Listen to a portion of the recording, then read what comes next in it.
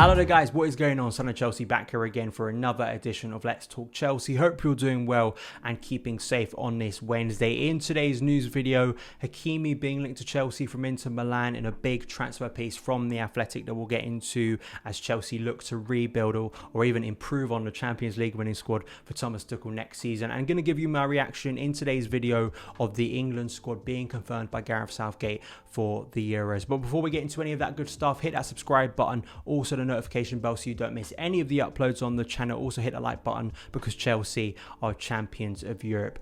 We have had so much transfer stuff from really good sources being dropped in recent days. I spoke about the Matt Law piece in the previous video, so please go and check that out. A lot of you guys have interacted with that video.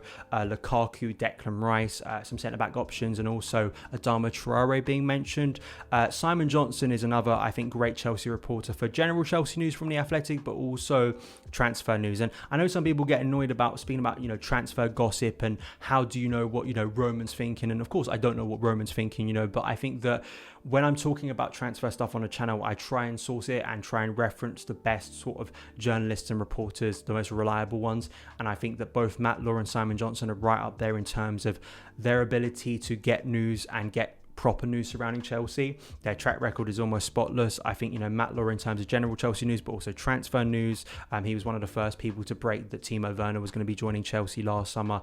Also, of course, Simon Johnson was one of the first reporters I saw, and I think he was, to claim that Frank Lampard's first choice at left back was Ben Chilwell. So, we're speaking about serious journalists here who know stuff about Chelsea. So I think these reports should be taken seriously and should be discussed because they are exciting to speak about. So we're not talking about transfer sort of gossip here from the tabloids that are nonsense. I think these are serious reports that I think we should be discussing on the channel. Hakimi is a new name. He's not a brand new name for Chelsea. You know who he is. I remember speaking about Hakimi, I think a year back, probably over a year now. You can probably find it on this channel way back during the first lockdown, basically, when we were discussing what was going to happen with Chelsea.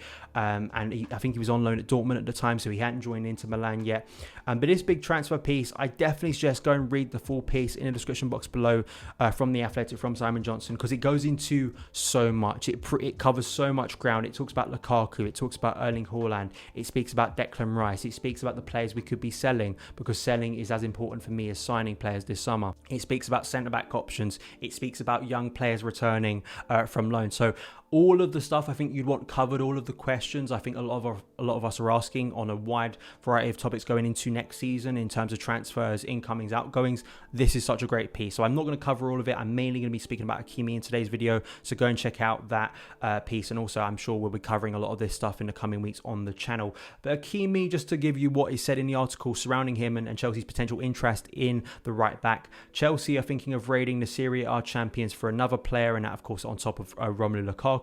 Attacking right back Achraf Hakimi. Their interest is long-standing. They scouted him heavily through his time as a youth player at Real Madrid and during a 2-year spell on loan at Dortmund, where his reputation was properly established. Hakimi ended up moving to Inter last summer for 40 million euros and has impressed yet again, scoring 7 goals in 37 league appearances, mainly from a right wing-back berth. The 22-year-old is under contract through to 2025 and earning 75 grand a week after tax, but Inter's well-documented cash flow issues exacerbated by the pandemic saw them miss the first instalment of 10 million euros due to Madrid on the player's transfer. His signing has been discussed extensively by the Chelsea hierarchy, scouting department and Thomas Tuchel. So a right-sided player for that price, I mean, it seems like it's going upwards, and we have to mention that PSG, Fabrizio Romano has been reporting that PSG are seriously interested in Hakimi. So I still would say, just on first instinct, I would think it's more likely that he goes to PSG rather than Chelsea. I think there is a lot of reasons for this. I think we have Reece James in the squad, and Reece James is going to be a massive player for Chelsea for a number of years. I would say on this, change of formation, could change of formation and maybe as well change of Reece James' position prompt Chelsea to want Hakimi. Not only for the fact of how exciting a player he is, his speed is frightening. For a team like Chelsea, who can be devastating in transition, and also having the ability of someone like Hakimi to get up and down the pitch, we know the ability of Ben Chilwell and Reece James, how much that's improved our overall game, especially as a wing back. He fits more as a wing back probably than a right back, an attacking wing back, and Chelsea looking to be a lot more offensive in games next season. The threat that Hakimi can bring you going from one end of the pitch to the other, his numbers are frightening. They really are for a player of his age and sort of his output, as shown from the Athletic here, sort of a scout report, sort of a numbers breakdown here from 2020-21, looking at his 2,690 minutes at right midfield or right wing back at 22 years old, and sort of adjusting it by Premier League standard in terms of attacking, defensive and possession numbers. Really good stuff, and I think that whoever gets Hakimi this summer, I think it's going to be a really good signing. But it comes back to quality over quantity. Chelsea do need a big squad, and this is by no means not a top quality player. He is. I just think that there is a conversation to be had. Is this a key position with the fact we've got Reece James? If we were to change formation and go to a back four, I want Reece James at right back, and we know Cesar Azpilicueta, the longevity of him at the club, he's at least got another year in him after this year, absolutely. So Livramento coming through from the academy as well, Lawrence too. Chelsea have a lot of fullbacks. We have a lot of players coming through, or at least currently on our books or on loan as well, in this sort of area. So despite Hakimi's brilliance, I'm not sure if this is one of the positions I'm thinking is of key importance, or at least if we miss out on this player, I'm not going to be that devastated, because I don't think it's where the majority of our problems are currently, despite him really being a good player. Hakimi's speed and creative numbers with Borussia Dortmund in transition and quality now of Inter makes him a big prospect, absolutely. I understand why people would be really excited. Also, there is a potential if that Tuchel was to stick with the three back system next season. We know Reece James can competently play at right centre back. That has always been discussed. Reece James potentially in midfield as well. I'm not quite sure on Reece James at right centre back. I understand it in certain games. I think more generally, I want to see Chelsea in games they're expected to win next season be a lot more daring and offensive, and I think that we'd be missing a lot from Reece James if we don't have him at right wing back or right back, because I want to see the quality of him, in particular if we sign a proper number 9. If we sign Lukaku, I want to see what Reece James can do linking up with Lukaku as potentially a right back in a number of ways. I think he'd get a lot of assists next season. He'd be one of our best creative players. So I can understand people's excitement over Hakimi. It's interesting, and I think the wider point I'm going to make, and I was proven wrong on things last season, I remember saying, do we need a creative midfielder? Do we need someone who's an attacking midfielder last year? And we signed Kai Havertz, who, you know, a couple of days ago scored one of the biggest goals in Chelsea history. So I will be proven wrong, probably most likely. If I'm not saying that Hakimi wouldn't be exciting. I just wondered the knock-on effect of him. But I will say there is intrigue from me, not only for Hakimi but Adama Traore. I think with someone like Tuchel, the quality of coach, you're curious as to why he wants that player. Why is he bringing in that player? It's a bit like when Klopp targets a player. It's a bit like when Pep Guardiola targets a player. There's a reason they want these players in. Now, he has been a long-standing target for Chelsea, so sort of club target, coach target. You're not quite sure. Tuchel seemed quite relaxed on the situation regarding players he really wants. So Hakimi may just be a long-standing target that Chelsea really want themselves. But I'm interested to hear your thoughts on Hakimi. Do you think this is a player we should be prioritising this summer? Generally, do you think we need a player on that sort of side of the pitch of Reece James or Cesar Azpilicueta with Livramento coming through in the years? And do you think we should be prioritising other positions? Let me know in the comments below. And the second part of today's video, just want to react to the England squad. I am going to be covering the Euro, specifically England on this channel. I'm going to be reviewing all the England Euro games. Let's hope there's quite a few. Seeing not only how the Chelsea players are doing, but just generally, I think it'd be really exciting to cover the Euros this summer on the channel. So stay tuned for a lot of Euros content coming up, as now the Chelsea season is over, basically.